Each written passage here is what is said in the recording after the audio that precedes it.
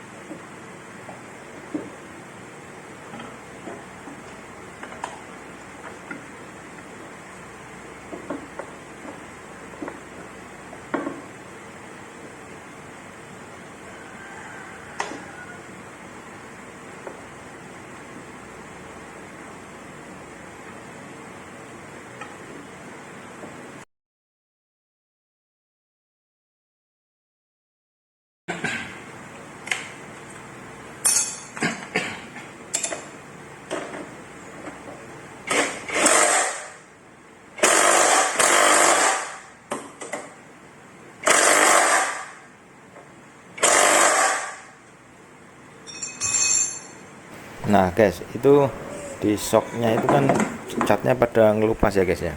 Itu bukan karena apa, minyak rem ya guys ya, tapi emang cacat pabrik ya guys ya. Jadi itu dari awal tuh waktu dicuci ya apa, kena steam itu ngelupas sendiri itu guys.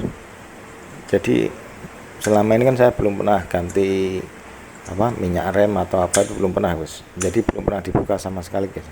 Ya baru kali ini guys saya ngotak-ngatik apa, ban depan ini guys, rem depan guys. Jadi itu cacat pabrik ya guys, jadi katanya itu ngelupas sendiri guys. Jadi ya namanya juga produk massal guys ya, jadi ya untung-untungan ya guys ya.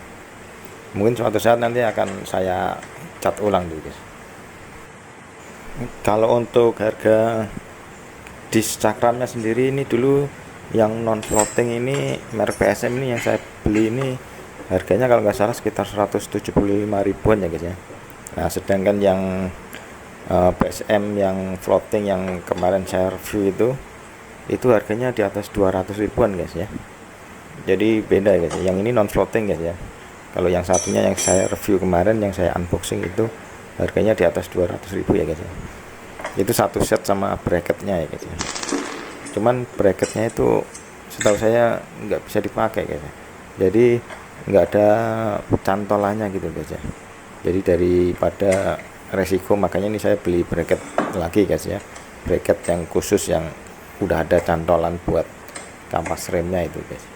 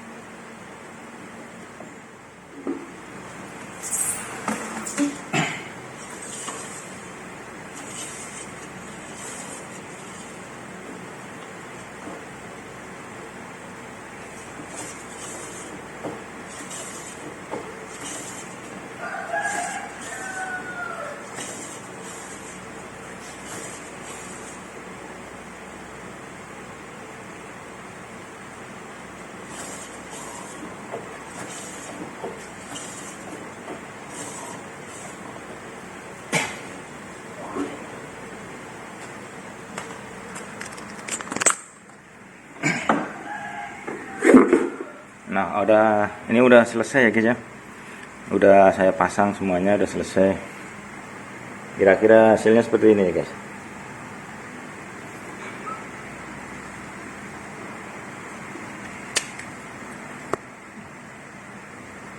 Jadi nggak nyangkut ya. Nah, tipis sih. Jadi bautnya ini sama ini tuh, baut yang ini sama yang ini tuh ya cukup tipis lah, tapi masih aman.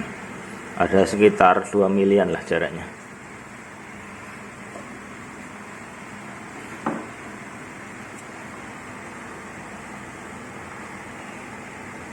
Nah yang perlu diperhatikan saat mengganti apa ke disk cakram yang besar ini, yang lebih besar dari standar, ini biasanya pengeremannya jadi semakin pakem ya guys ya. Jadi lebih menggigit dari sebelumnya ya guys ya. Jadi untuk awal-awalnya harus hati-hati guys ya, harus membiasakan diri dulu guys ya, supaya nggak kaget gitu gitu.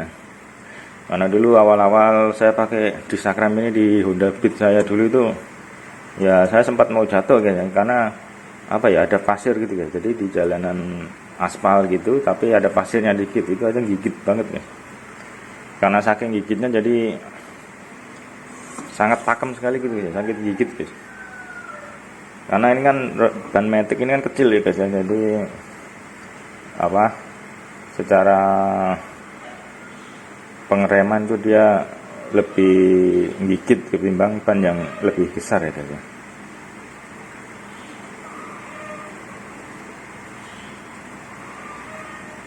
Nah kira-kira seperti ini guys hasilnya ya guys ya, pemasangan cakram piringan disk cakram diameter 220 ya guys ya.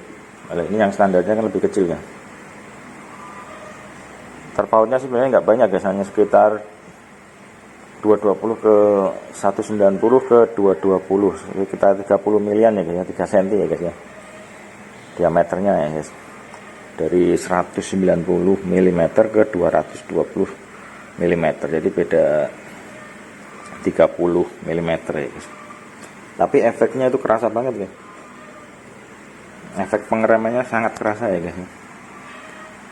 Padahal ini cuma pakai kaliper standar ya guys, bukan kaliper yang racing ya guys, kaliper Brembo atau apa namanya yang RCB itu, atau Nissin yang dual piston itu. Jadi ini masih single piston, masih bawaan standar aja. Kalau menurut saya pengeremannya udah lebih dari cukup ya guys ya. Jadi nggak perlu diganti sih kalau menurut saya.